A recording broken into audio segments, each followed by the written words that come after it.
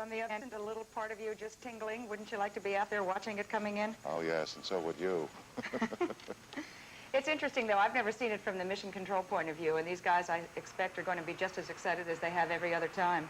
About 1 minute away from touch now. It will cross the California coast just south of Santa Barbara. Feet, range 131 miles. At a speed of about 3,000 miles per hour. You might say they're coming like a bat out of space. Or out of somewhere, Frank. Everything looking good. Frank, this has been an amazing mission, as you know well. This mission, Columbia, the space shuttle, was transformed into Columbia, the space truck, taking up satellites, delivering them, carrying freight, and doing just what it was supposed to, at least for the most part. We've put together a little piece of tape that gives some of the highlights of that mission, beginning with the launch. 1, 0.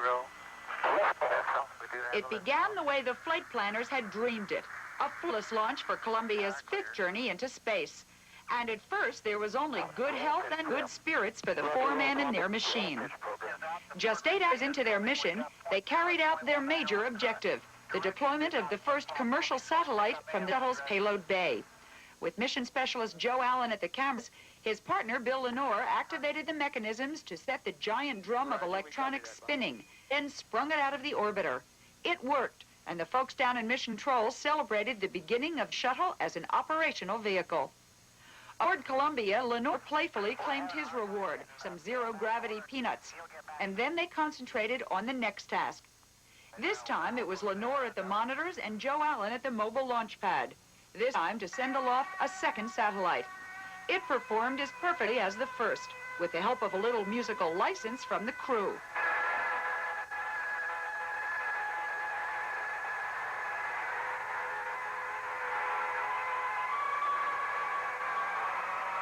Okay, Houston, this is Columbia. We are 2 for 2. We deliver. It had become their new unofficial motto. There was one setback, Lenore's bout with space sickness, that put the spacewalk off a day. But then they all humped back to good bits. Lenore is still barefoot and grasping footholds with his toes. Joe Allen, bare-legged. Joe, I didn't know we packed tropical uniform. We're going over the desert. We just came across Africa and it was warm. Well, unfortunately, all those jokes and all the good spirits couldn't achieve the final item on their chore list, and of course that was the spacewalk that was meant to take place 2 days ago, put off to yesterday. It just didn't happen. 2 mechanical failures in 2 $2 million spacesuits made it not possible. So it was the first cancellation of an American spacewalk due to mechanical problems, to hardware, and it was a pretty big disappointment, both for the emotional high these guys were, and also scientifically. The shuttle must have a spacewalk in order to complete its progress as part of its entire program. The big question now, when will they reschedule that spacewalk? It could be as early as the 6th mission, which will go sometime late January, early February. In any event, it has to go before the following January, 1984, because at that point a spacewalk is going to be required and a necessary part of the program.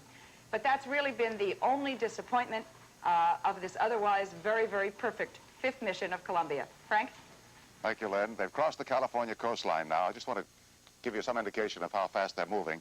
Just a few seconds ago, I was handed this, 163 range. Just as I picked it up, I was handed another piece of paper that says range 130 miles. So they're really moving. Let's get back out to California now, to Edwards Air Force Base and Max Robinson. Max? Frank, of course, we're here with Gene Cernan. Gene, understood visibility exceeds 7 miles, which is pretty good visibility. That's excellent visibility under these clouds. Where is Columbia at this point? Columbia should be coming right over here through this cloud cover, and as I say, unfortunately, we're not going to be able to see it. But like 110 miles out at Frank this said, point? it's probably within 100 miles now because she is slowing down quite rapidly and yet still maintaining about 4 times the speed of sound. There was a question as to whether the Columbia its astronauts would go automatic or manual, take charge of the shuttle in bringing it in. And that was a problem because they're landing on concrete runway 2 out here. And I understand that had to be automatic. Well, they'll take it in automatic, I believe, through the turn and through the clouds, monitoring their instrumentation. Not being able to see the runway, remember, but monitoring their instrumentation, and then probably at around 2,500 feet, as they've done in the past, they'll take over totally manually, land at chicken rudders. Winds are calm. Winds are coming. The cloud really gives us sort of just one more milestone in the capability of the shuttle. Just as it seems, there are a lot fewer people out here to watch this particular landing. of STS-5 than there were any other mission. In fact, 500,000 people, 4th of July, the last STS-4, considerably less. In fact, by Friday, only about 10,000 car passes had been asked for, about 500 mayors out here in front of the runway watching.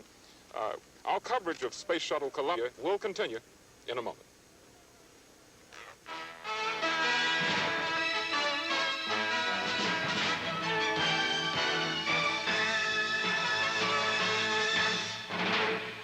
$74,000 feet and some 6 miles away from Edwards Air Force Base. The astronauts on board are Commander Vance Brand, 51 years old, only veteran of space flight, Colonel Robert Overmeyer, the Marine Corps pilot, the mission specialist Joseph Allen, and mission specialist Bill Lenore. Those are the two men who attempted to make the spacewalk yesterday and unfortunately, because of malfunctions in the space suits, could not carry out that mission. Only 4.5 minutes to go now before touchdown. Let's go back to the inshore at Houston. Frank, I want to point out that when they come in, Bill Lenore, I'm sorry, Joe Allen will be sitting behind the pilot and the commander up in the flight deck, up in the cockpit as it were. Bill Lenore this time is down in what Joe Allen referred to as steerage. That's the extra seat. Subsonic now at Mach 0.9. Hey, we see it. At There it is. 46,000 feet and a range of 25 miles. Now that's from a camera at Edwards, Buckhorn, right? I'm not sure where that is, but sure as I see it. It would be a double boom, Gene. What accounts for that? Usually you get one boom. Well, the shape of this craft is so long that you get sonic booms off of different sections of the body. But, you know, we didn't hear that this morning. I wonder if the cloud cover had quite a bit to do with that. She is Does that have a lot to subsonic do now. with it? Could well. And Less than that 20 miles picture we from you, saw now, was from a... Yes, sir. That picture we saw was from a chase plane, but we can't see it, Frank, because she's behind the clouds. Yeah. There it is. There it is. We did. There it is. Yes. It was somewhat subdued, but she was long in coming this morning. So that should put it just Chase over us, plane has about here, as you video can see. of Columbia. We're seeing this picture There now you are. from a chase plane. And that picture is being taken from above the clouds, Frank. We do not see it from here, but we know just about where she is. That's going to be a Columbia's- sight when it comes through the clouds, right down on top of you two out there. It's going Yes. to make a turn right out of the sunset, which is going to be 28,000 spectacular. feet. May be difficult for us to see here until it's almost on us, won't it, Gene, because of the cloud cover? It will. I think we'll see it break through right over here above that sunrise, Max. It's a good Columbia- thing we've got those chase planes up there. We wouldn't see does it at all. help. Holding 1.6 G's heading alignment circle. Now, they're above. It almost seems to them like a snow cover because they get to see the ground. And their You speed expect is them to see the 277 ground knots. just shortly before landing. Well, at about 16,000 feet, which is as fast as they're going, is really very shortly before landing. Gentlemen, let me just make one. Real good on the hack. Let me make just one more reminder here that even though this is the 5th mission of the shuttle, it's now a glider. It doesn't have another opportunity to go around. It's got to make it on That's this a good landing. point, These Frank. Very good point. astronauts are coming in now with no visual sight of the landing strip. Gene, what kind of emergency procedures do they have here for the landing? Of course, the only emergency procedure they have is a normal one, Max, and that's to come home and land at this stage of the game. Of course, there's no ejection seats. They are in a normal emergency, all-encompassing mode right now. And at this point, everything looks good. 15,000. We ought to see it right under the Shot clouds. from ground cameras now on the monitors in the center. So it's coming through the clouds now, as you can Have see. it We on do the have angle it. now. Here she is, Max. There she is. Here she is. She's Beautiful. turning on the straightaway now, Frank. Beautifully sunlit, reflecting the sun. No Look at question that. about it. We can see that reflection that you see on a Very, very television camera. Absolutely like a star coming in the land. Oh, here he comes, Unlike right you at and us Frank, now. this is my first, and this is just utterly Frank, fantastic. it's just glowing against the clouds. We're getting a picture head on. It's like a beautiful star. bright star. Just Right. coming right in at us. 5,000 feet. And it's going And to even drop see very, the very other fast, lights too, now isn't it, At now? this point, yes, extremely fast. She is just absolutely It's gorgeous. here, 2,800 feet. as you can see. There she goes, with a chase plane leading. 2,800. What a sight. Just beautiful.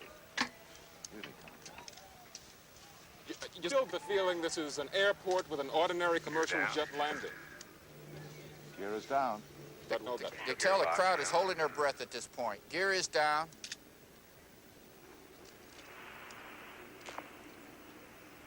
about ready for touchdown. There she is. Touchdown, and a roar goes up here. And the dawn is breaking. The sun is Unofficial touchdown time was 5 days, 2 hours, 14 minutes, 25 seconds. Just magnificent. How'd you like that, Max? Oh, that is indescribable. Frank, it's almost like matter of fact. They said touchdown time 5 days, some odd Unofficial minutes. touchdown time again. Of course, Gene, it will stop, and about 30 minutes later, we'll be off the broadcast. We will have the astronauts coming out of the shuttle, and of course, we'll have all that on World News Tonight.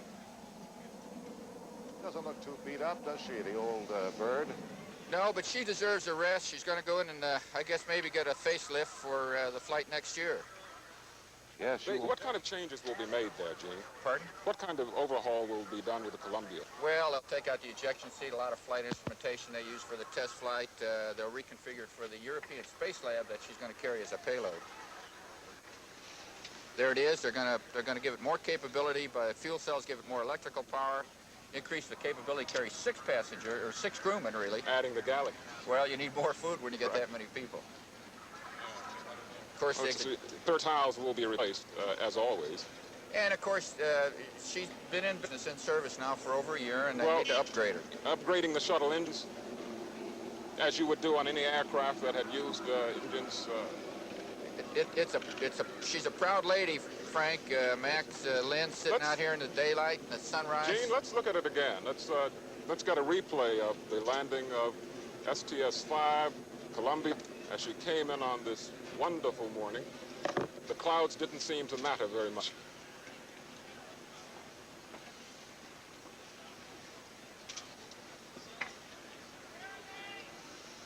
Just a beautiful approach, no problems at all. The sunrise, early morning sunrise, puts a whole new dimension.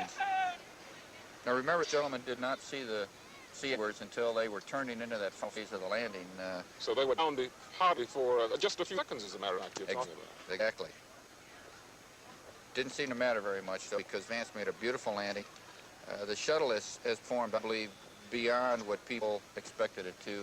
Max, certainly beyond I really ever dreamed of myself. I knew it would look, but what do you see in terms of future for shuttle? Of course, we start with the Challenger in January, the first flight of the Challenger, which is an operational vehicle, and understand it can carry a lot more tonnage.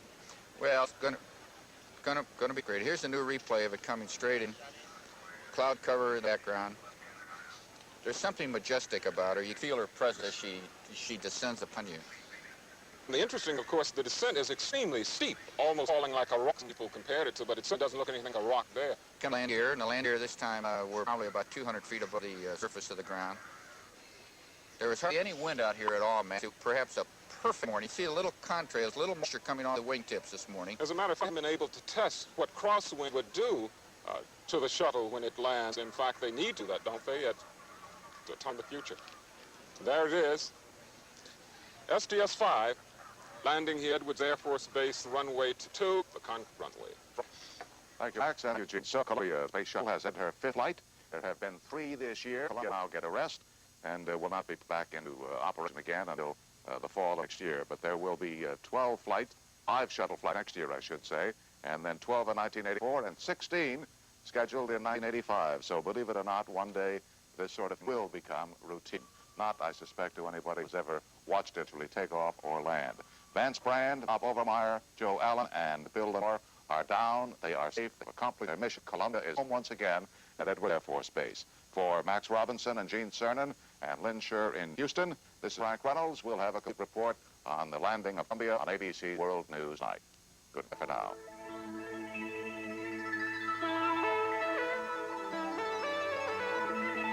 Further details on Columbia's 5th mission seen at the dinner hour on ABC's World News Tonight. Live coverage of today's Space Shuttle landing has been a special events presentation of ABC News.